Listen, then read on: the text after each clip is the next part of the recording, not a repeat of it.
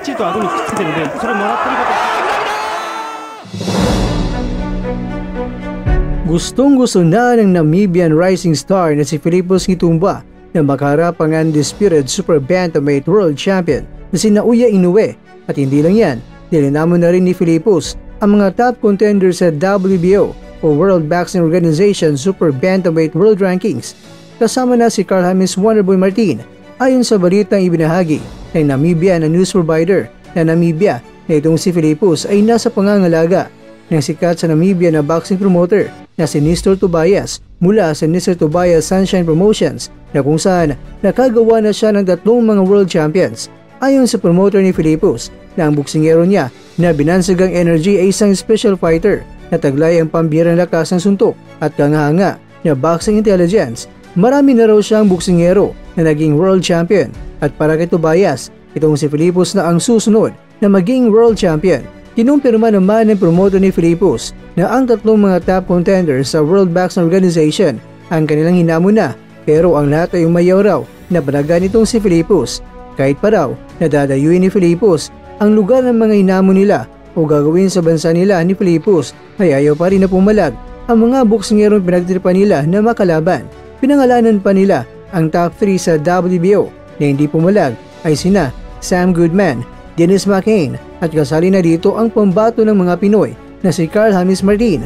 Ayon nga kay Gitumba, nire-respeto niya ang mga top contenders sa WBO pero alam niya sa sarili niya na kaya niya ilampaso ang lahat ng mga pangalang binanggit niya at kung ang lahat ay nailigpit na niya ay doon na niya isusunod itong si Inoue. Alam naman natin mga kwento na sa round 1 lang ay itinagal ni Yukinori Ugoni kay Philippos at itong si Ugoni ay umabot ito ng round 4 kay Casimero.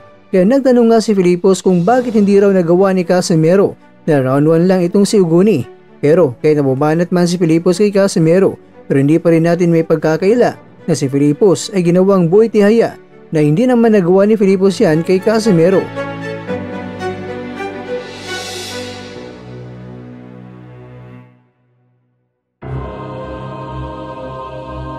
Mga kakwento, isa rin na tila iniiwasan ng Team Wonderboy ay itong si Gitumba dahil alam niyo na baka masalat pa.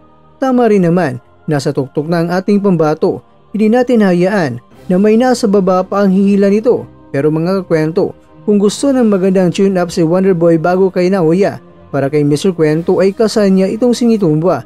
Kaya lang, baka delikado ang ating pambato. Imbis na si Inoue ay ginto na, nako baka maging bato pa.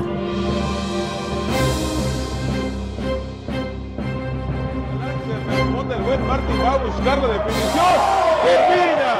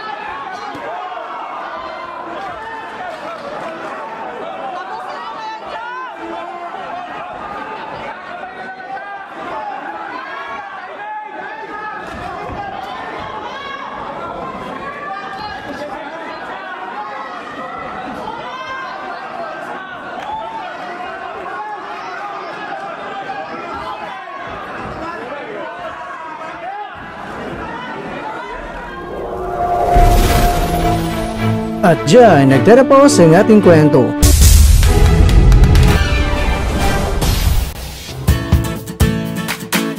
Maraming salamat mga kakwento sa inyong panonood. Pero baka naman mga kakwento ay nagustuhan niyo po ang kwento natin ngayon. Baka pwede niyo po akong mabigyan dyan ng like, subscribe at pa-click na rin sa bell button.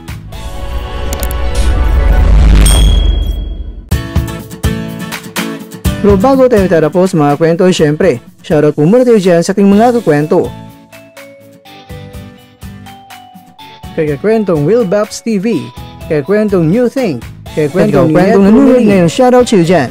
Bueno, ganito na po muna ang ating kwentuhan at abangan na po ating susunod na video. At dito lang po yan sa isang channel na kung saan maaring ito'y mga kwentong di pa na kwento sa inyo.